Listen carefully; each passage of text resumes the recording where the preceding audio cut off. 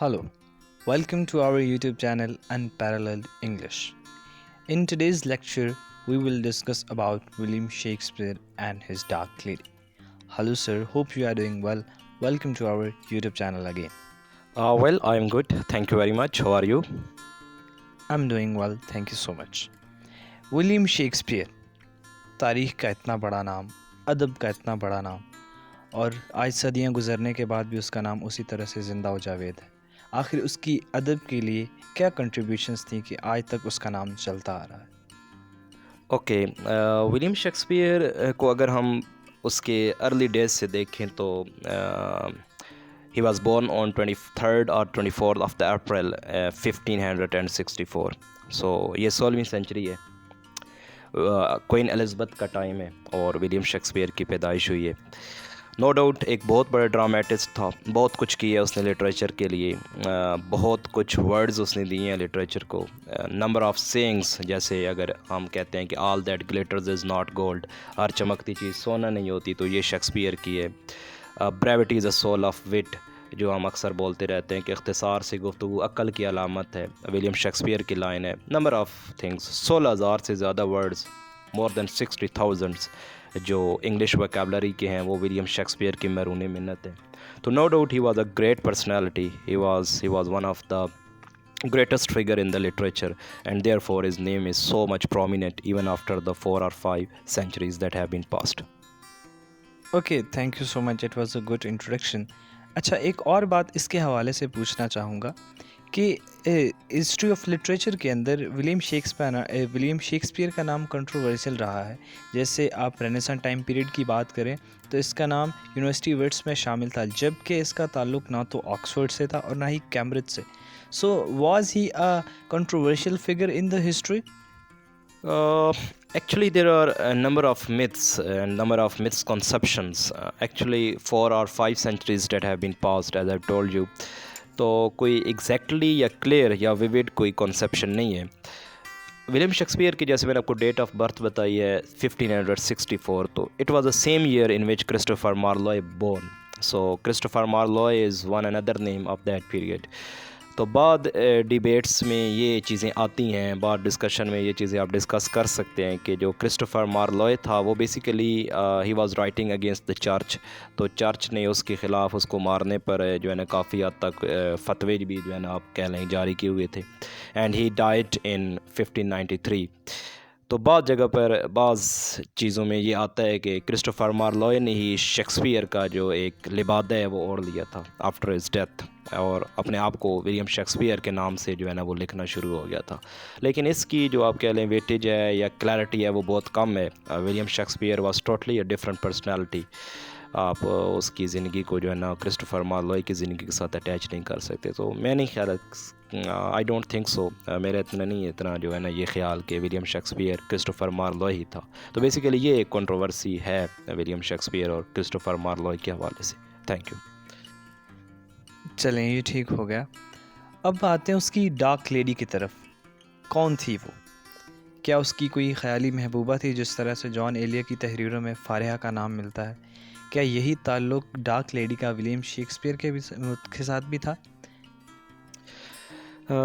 Dark lady जो है ना इसका ज़िक्र हमें विलियम शेक्सपियर के सोनेट्स में जो है ना वो मिलता है. जैसे मैंने आपको बताया कि विलियम शेक्सपियर एक बहुत बड़ा राइटर था, तो वो पोइट्री की दुनिया में भी उसका नाम है. 154 सोनेट्स जो है ना विलियम शेक्सपियर ने लिखे हैं.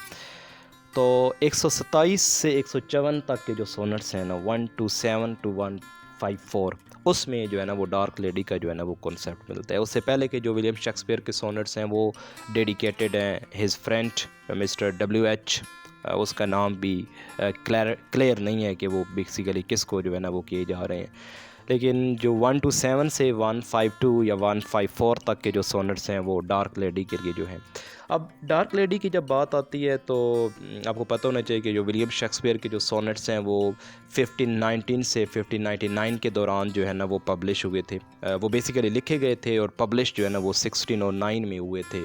एक क्वार्टो फोलियो जो कि थॉमस تھارپ نے پبلش کرایا تھا، اس کے اندر ولیم شیکسپیئر کے جو سونٹس تھے وہ پبلش ہوئے تھے.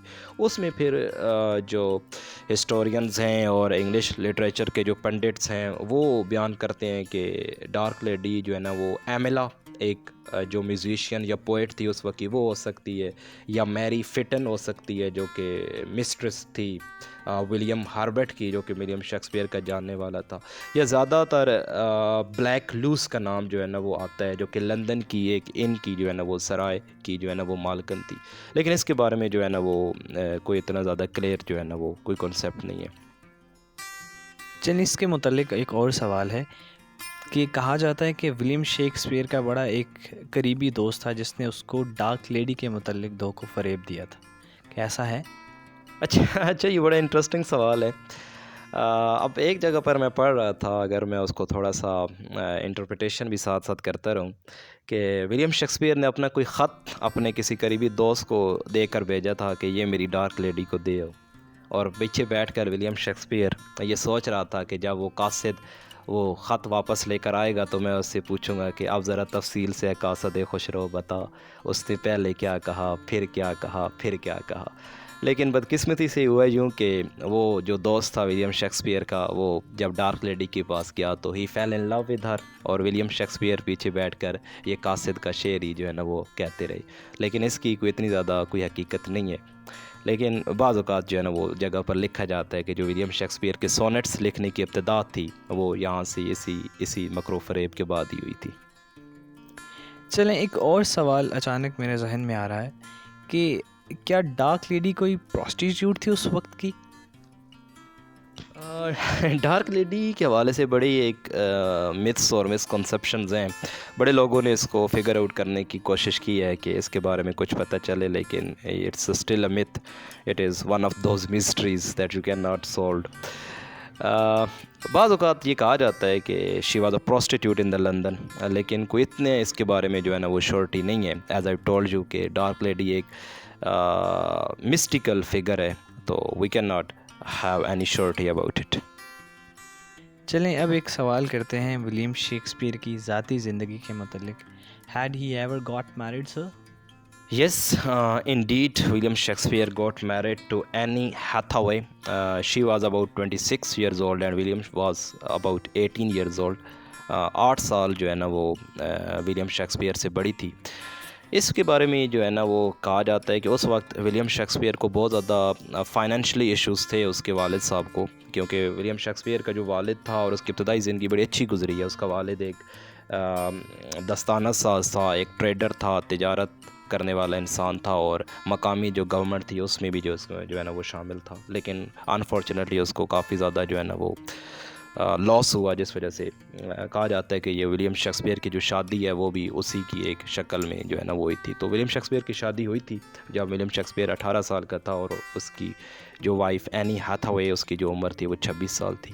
ولیم شیکسپیئر کے 3 بچے بھی ہوئے تھے، بعد میں ان کی جو ہے نا وہ ڈیتھ ہوئی تھی. Okay, one more question is Shakespeare a greatest dramatist a world has ever produced?